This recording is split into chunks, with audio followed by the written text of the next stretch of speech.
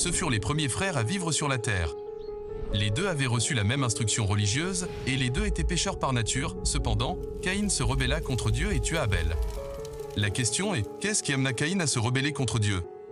Eh bien, Caïn n'accepta jamais la décision divine de condamner Adam et Ève pour leur faute, qui, aux yeux de Caïn, était minime. De plus, pourquoi Dieu s'était-il montré si méticuleux en imposant des règles détaillées sur la manière de vivre et de l'adorer? Certains considèrent peut-être comme du fanatisme de suivre strictement chaque détail précis prescrit par la loi divine. Mais alors, quels détails de la loi divine devons-nous mettre de côté pour ne pas être taxés d'être des extrémistes, des fanatiques ou des radicaux? Par contraste, voici Abel. Il a décidé de percevoir la miséricorde de Dieu dans la manière dont il avait traité Adam et Ève. Après tout, ils étaient restés en vie après avoir péché. C'est pourquoi, dans un esprit d'obéissance, il apportait en offrande des premiers-nés de son troupeau, offrande qui exigeait que le sang soit versé. Certainement pas un spectacle agréable. Caïn décida de faire plutôt les choses à sa manière en présentant une offrande qui coûtait moins cher et qui était esthétiquement plus propre.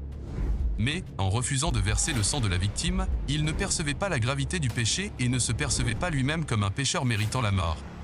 Caïn ne percevait pas non plus en Jésus son substitut innocent, dont le sang serait un jour versé à la place du sien.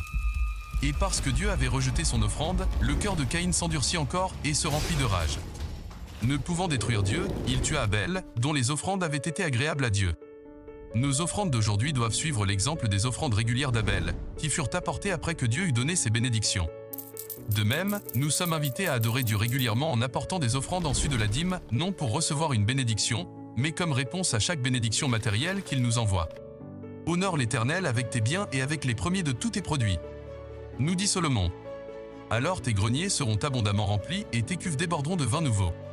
Puissions-nous mettre nos désirs à la dernière place et Dieu à la première.